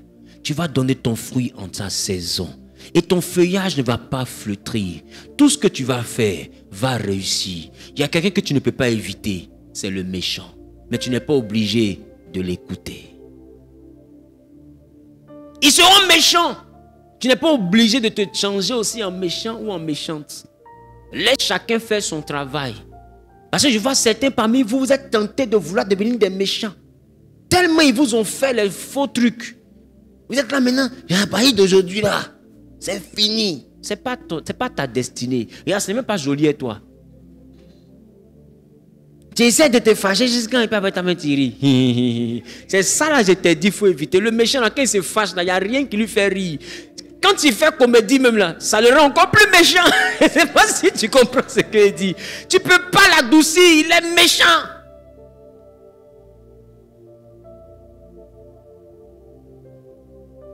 Donne-moi un amen. Amen. Et il dit, c'est lui qui forme l'adversaire. Qui est l'adversaire de ta vie si ce n'est pas le méchant de ta vie? Qui? Un adversaire, dis-moi. Est-ce que son souhait, c'est que tu te maries demain? Quand quelqu'un est ton adversaire, son souhait, c'est quand tu embauches, c'est ça. Mais il dit quoi? Assieds-toi à ma droite. Lui-même, il a formé les adversaires. Il dit, mets-toi à ma droite. Jusqu'à ce que je fasse de tes adversaires ton marchepied. C'est-à-dire que c'est lui qui les a suscités. C'est encore lui qui va les écraser.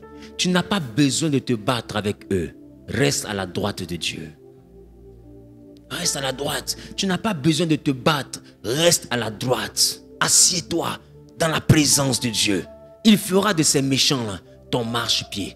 Il a dit à Moïse, va délivrer mon peuple. Et il arrive. Il dit à Pharaon, laisse partir le peuple. Pharaon dit, je ne laisse pas. Il va voir Dieu. Pharaon dit, il ne laisse pas. C'est quelle histoire? Tu m'envoies et puis tu ne veux pas blesser le peuple. Et Dieu répond à Moïse, c'est normal, c'est parce que j'ai endurci son cœur.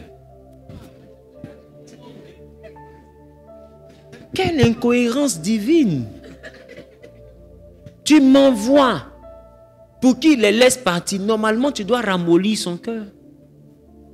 Là, quand je parle, ils vont dire, sortez, sortez, sortez, sortez, sortez, sortez. Mais Moïse dit, Pharaon dit 3. Moïse il a fait sortir serpent. Pharaon aussi a envoyé serpent. C'est devenu un débat en Égypte. Moïse change l'eau en sang. Il dit, quoi petit? Sang aussi devant lui. Ils sont dedans. Moïse dit, mais pourquoi son cœur comme ça? Dieu dit, c'est moi. Écoute, il y a des résistances là. Si tu poses la question à Dieu, il va te dire, c'est moi. Donc ne pense pas que comme c'est difficile, donc Dieu t'a abandonné. C'est lui. Et on lui demande, mais pourquoi tu fais ça? Il dit, pour faire éclater ma gloire. C'est-à-dire que sa gloire là, c'est une bombe. Il veut que ça éclate. Laisse-moi te dire, Dieu ne mange rien d'autre que la gloire. Et plus la victoire est spectaculaire, plus la gloire a du goût. Je ne sais pas si quelqu'un comprend un peu. Oh, la victoire n'est spectaculaire que lorsque les méchants sont pimpants. Tu comprends un peu? Là, tout le monde est témoin. Et regardez, quand Dieu a fait sortir le peuple d'Égypte, quand Israël marchait, les nations environnantes avaient peur. Parce qu'ils avaient entendu ce qui s'était passé en Égypte. Dieu avait fait éclater sa gloire. Ce que les gens te font là, ça a servi d'exemple à ceux qui veulent te faire ça dans 2 ans. Parce que la gloire qui va éclater en 2025 dans ta vie au milieu des méchants. Quand les autres vont te voir en 2027, ils auront envie de te faire un truc, mais ce qu'ils auront entendu, ça va leur parler à ta place. Quand tu vois quelqu'un, des générations se sont levées, il n'a pas disparu.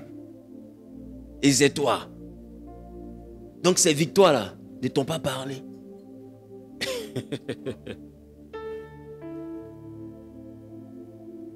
Je vais dire à quelqu'un, laisse le méchant faire son travail. Toi, assieds-toi à la droite de Dieu. Il y a des moments où tu vas partir dans des bureaux. Tu vas te dire, j'ai prié. Normalement, le marché doit venir. Le gars, son cœur sera endurci. Accepte, c'est Dieu. Ce n'est pas quelqu'un d'autre. C'est parce qu'il veut faire éclater sa gloire. Mais regarde, Pharaon endurcit son cœur. C'est fini comment? La fin, c'était quoi? La fin, là, c'était la mer Rouge. Ils ont été enterrés vivants. Ce que tu ne sais pas, ceux que ce jour est dangereux dans ta vie sont en danger. Dieu suscite l'adversaire, mais il est du côté de ceux qui le craignent. Je reprends. Il suscite l'adversité, mais il est du côté de ceux qui le craignent. Et ceux qui le craignent sont assis à sa droite. Il dit quand tu es à sa droite, il fait de tes ennemis ton marche-pied. Maintenant ma question, si toi tu es à droite, tes ennemis là sont où? Tes ennemis sont où? À sa gauche, non? Non, toi tu es à sa droite, non? C'est ça, non? Il dit assieds-toi à ma droite. Non, toi tu es où? Tu es à sa droite, tu es à ta droite, non? Mais jusqu'à ce que je fasse tes ennemis ton marche-pied. Les ennemis sont où?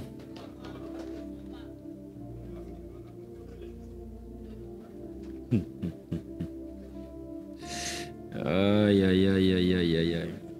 Écoutez, quand on parle de droite, on parle de la main puissante de Dieu. Quand on parle de gauche, on parle du côté obscur.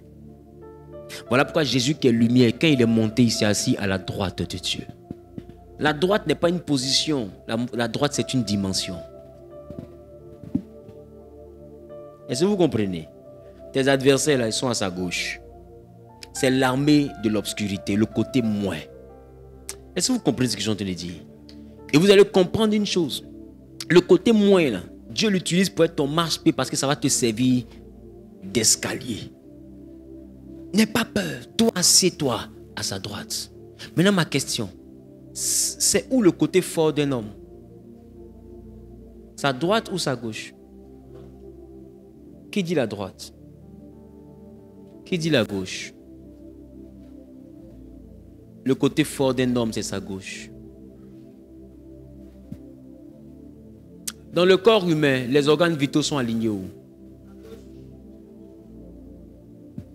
Tout ce qui peut te tuer là est à ta gauche. Voilà pourquoi on dit quand tu manges, ne te couche pas. Le côté fort, c'est le côté gauche. Voilà pourquoi ta femme est toujours à ta gauche. Parce que ta femme, c'est ta force. Ézer, ça veut dire ton secours. Voilà pourquoi elle est à la gauche. C'est pourquoi pour tuer Adam, Satan a attaqué sa force. Quand la force est tombée, Adam s'est écroulé. Maintenant ma question. Toi, il te dit assieds-toi à ta droite. Ceux qui sont à la gauche là, c'est quoi alors? Écoute-moi. La gauche là, c'est le côté négatif. Et je t'assure, c'est le côté fort de Dieu.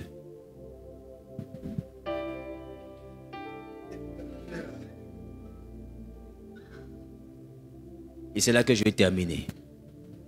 La gauche, c'est le côté fort de Dieu. Parce qu'écoute-moi bien, un chef qui n'a que de bonnes nouvelles est faible. La force d'un chef est dans la sanction. Je reprends.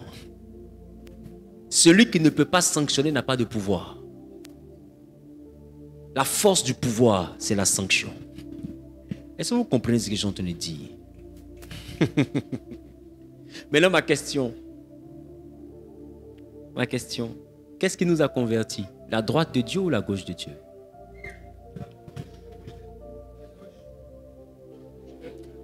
Qui nous poursuivait? Qui sont ceux qui nous emmènent dans la malédiction? Quand on dort la nuit, qui nous poursuit? Les bœufs là sont quittés où?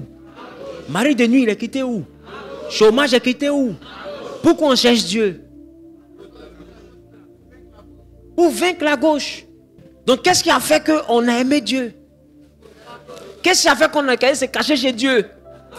Qu'est-ce qui a fait que Dieu est devenu notre Dieu? Pourquoi on espère en lui?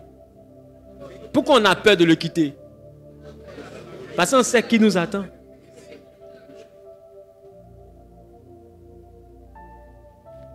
Le diable et ses démons maintiennent notre foi vivante.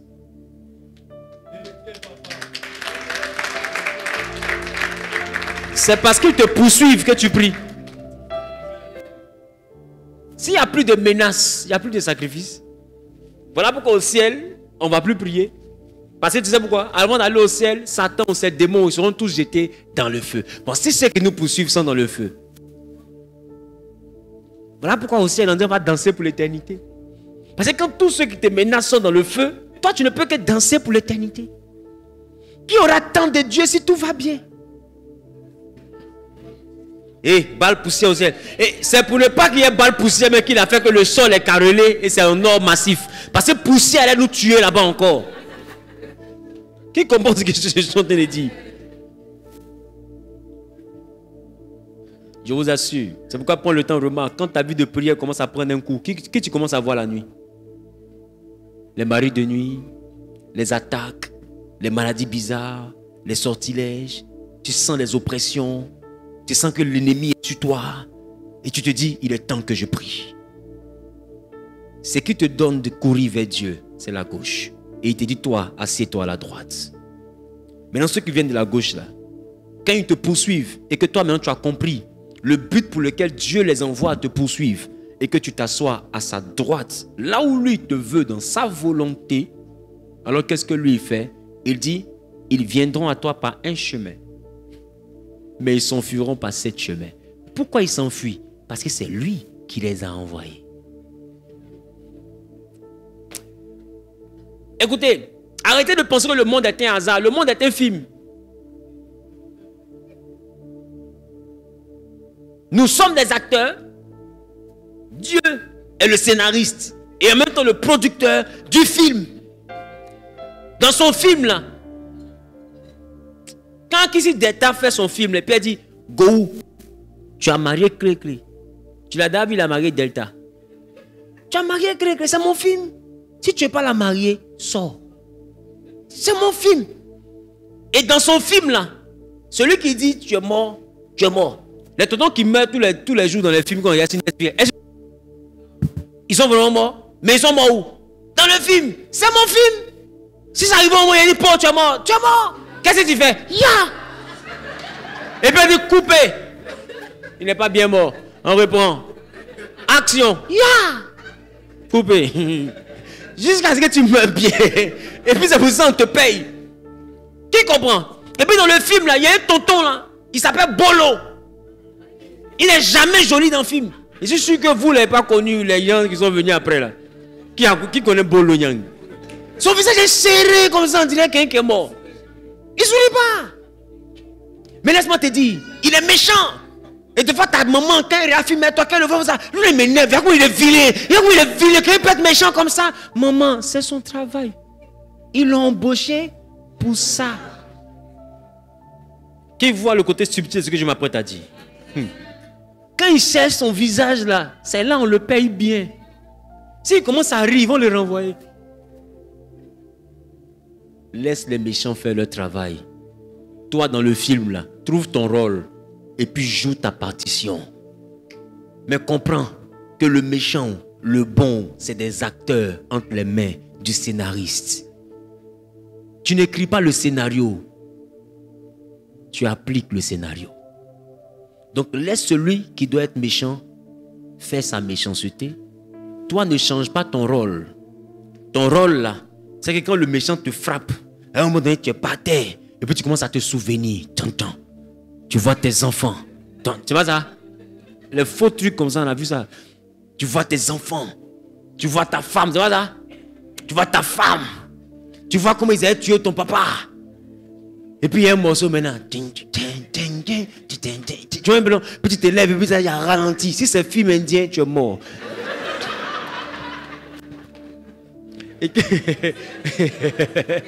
Film indien, va te laver. Le temps que tu finisses là, c'est mené va se venger. Et là, tu vois que tout d'un coup, il y a une force surnaturelle qui rentre. Cette force surnaturelle, elle a été écrite par le scénariste. Et cette force naturelle, elle fait que le méchant ne triomphe jamais du gentil. Le gentil, là, c'est lui qui est à la droite de Dieu. Laisse les méchants, peu importe la puissance qu'ils semblent avoir. Il n'y a aucun film où le brave meurt à la fin. Il n'y a aucun. Même s'il a ma forme, il ne peut pas mourir comme ça. Mais, confidence, Brisley était comme moi. Hein. Voilà. Même s'il a ma forme, il ne peut pas mourir comme c'est lui qui est le brave. Et quand tu as la droite de Dieu, c'est toi le brave. Alors comprends qu'il n'y a aucune méchanceté qui peut t'engloutir. Mets ça dans ta tête. Et ne te laisse pas intimider parce qu'il se passe autour de toi. Concentre-toi sur ton Dieu. Et concentre-toi sur sa promesse. Le méchant vivra. Mets ça dans ta tête. 2025, tu le verras. Mais sache une chose. Il te fera la méchanceté. Et le malheur va t'atteindre souvent. Mais l'Éternel t'en délivrera toujours. Donne-moi un amen bien.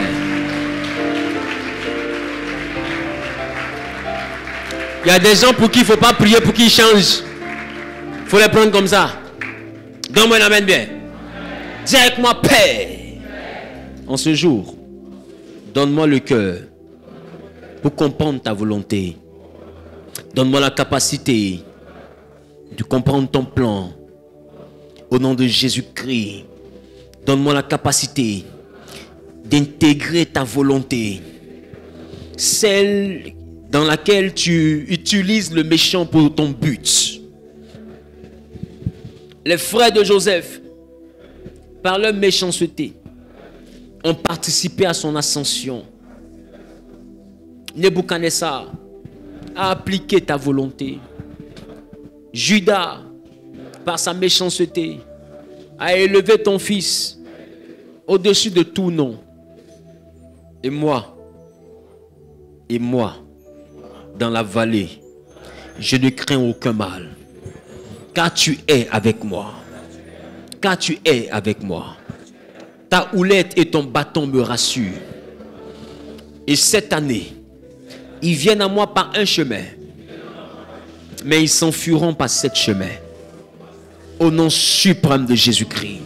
Élève avant de commencer à parler à Dieu.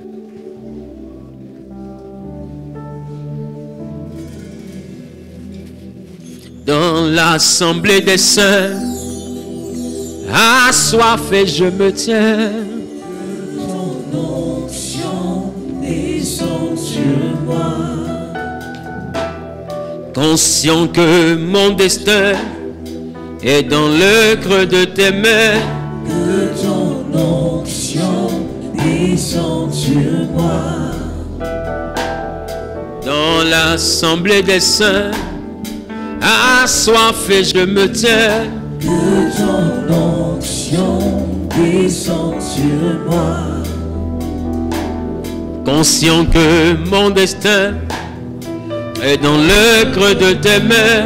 Que ton onction descend sur moi. Sur moi et je suis Disposé, assoiffé, que ton onction descend sur moi. Tu vas élever la voix, tu vas dire à Dieu de te donner la force de rester attaché à sa présence. Dans les temps d'épreuve, dans les temps de secousses, qu'il te donne la capacité de rester attaché à lui. Et que rien ne t'éloigne de sa présence. Et élève la voix et commence à parler à Dieu. Prie le Seigneur, parle à Dieu.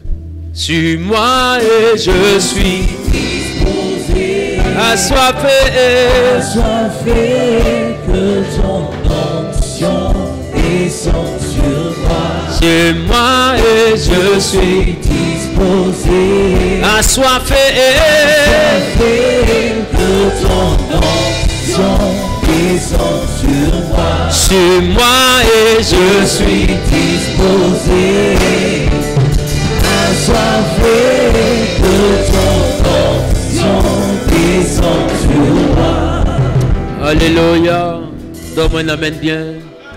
Je vais prier pour tous ceux qui veulent se mettre sur la parole, mais je vais prier pour tous ceux-là qui veulent honorer leur dîme, leurs promesses, ou une quelconque offrande de foi, ou une action de grâce, peu importe ce que Dieu t'a mis à cœur. Viens devant, je vais prier pour toi. Et à la suite de cela, je vais donner une information qui est très capitale. Vous qui êtes connectés en ligne, restez connectés, s'il vous plaît. Parce que juste après les offrandes, les prémices, les dîmes et autres, je vais donner une annonce qui est très, très, très capitale concernant le mois de février. J'étais là et Dieu a ouvert mon esprit concernant quelque chose que nous devons faire dans le mois de février.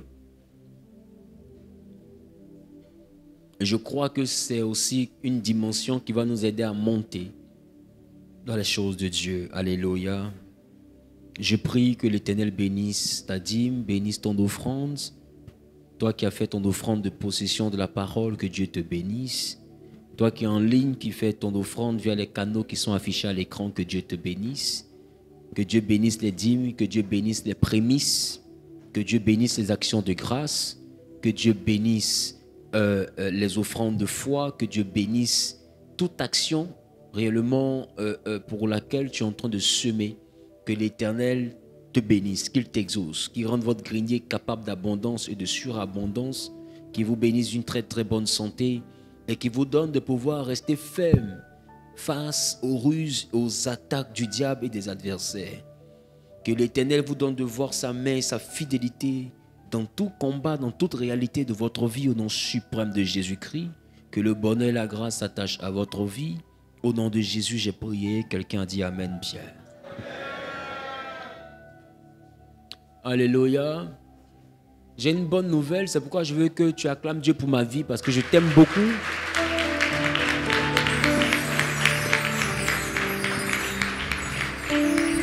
Tu sais, si quelqu'un te dit que je ne t'aime pas, il faut lui dire qu'il est un menteur.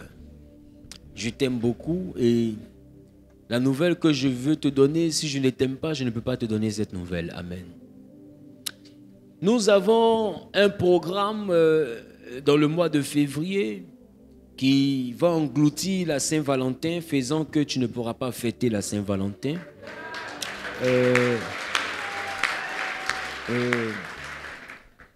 Acclame bien le Seigneur, s'il te plaît.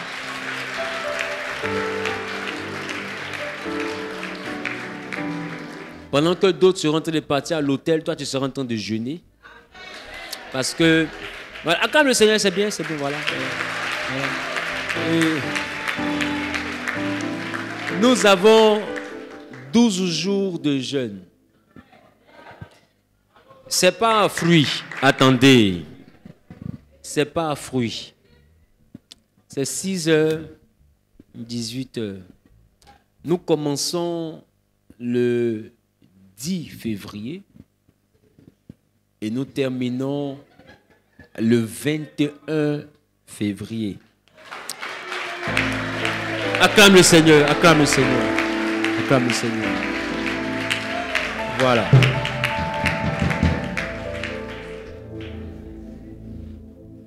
Un berger, là, son travail, c'est de te conduire dans de verts pâturages.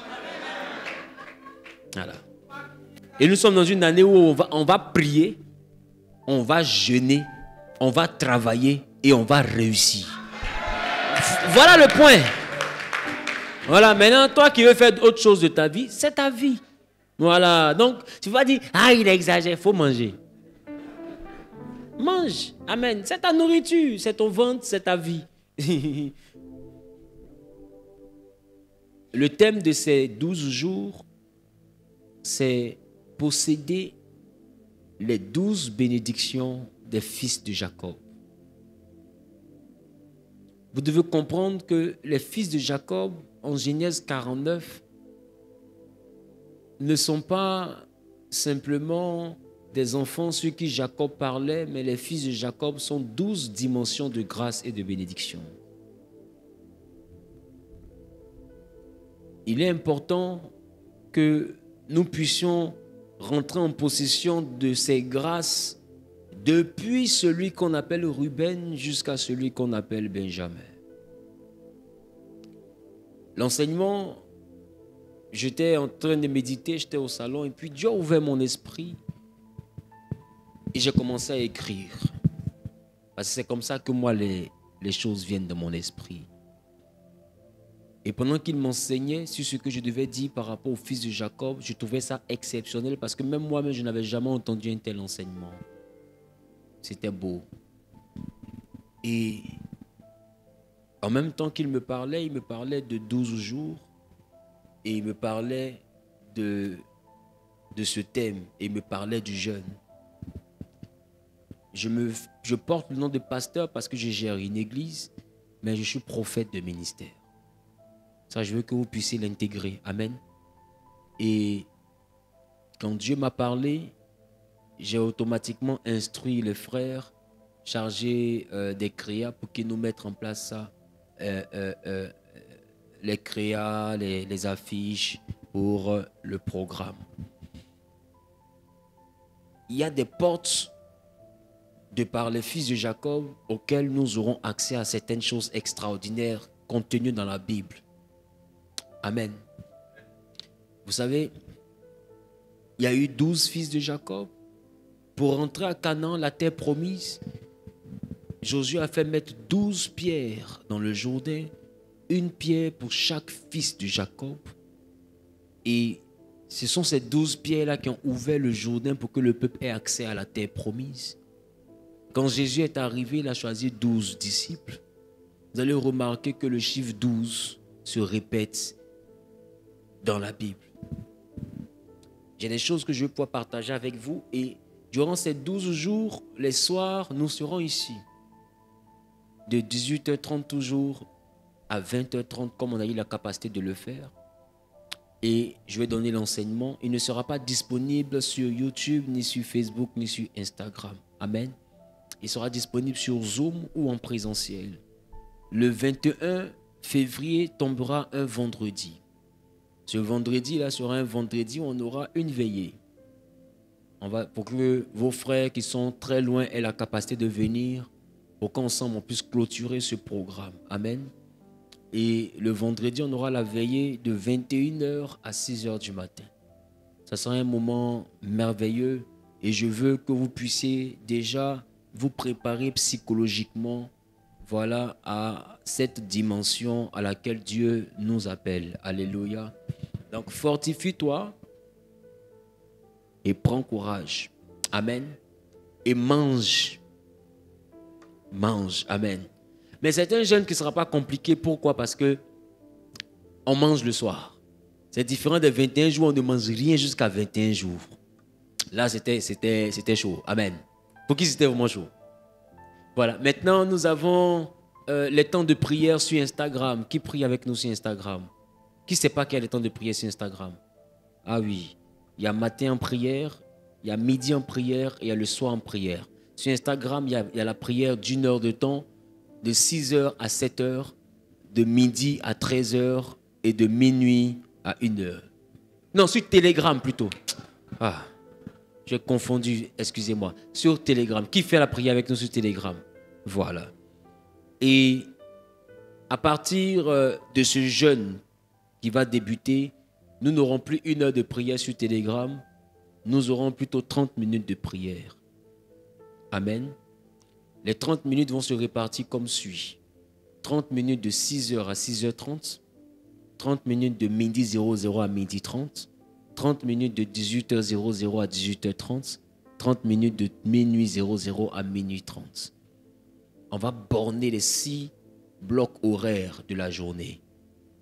Ça aura pour but à 6h30, de 6h à 6h30, on va prier pour le domaine professionnel.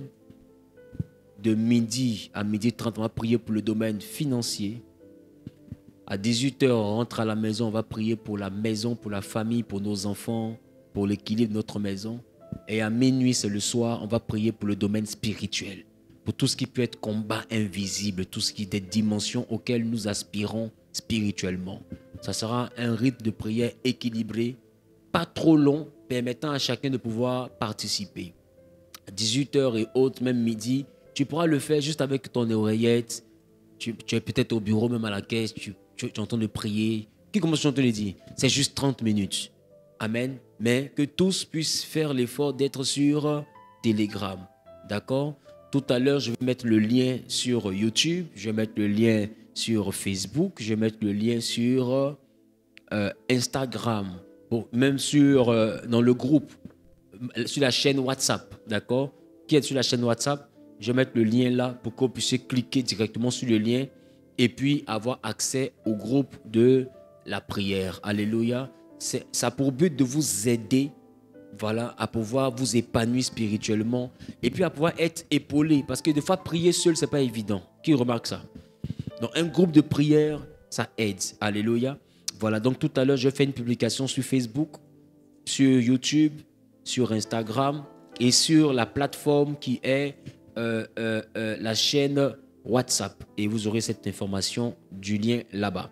Que Dieu vous bénisse. En ensemble, tenez-vous debout, je prie pour la fin. Je prie que ton retour soit béni. Je prie que l'Éternel te donne la force de vaincre l'adversité. Que la méchanceté du méchant ne te brise pas.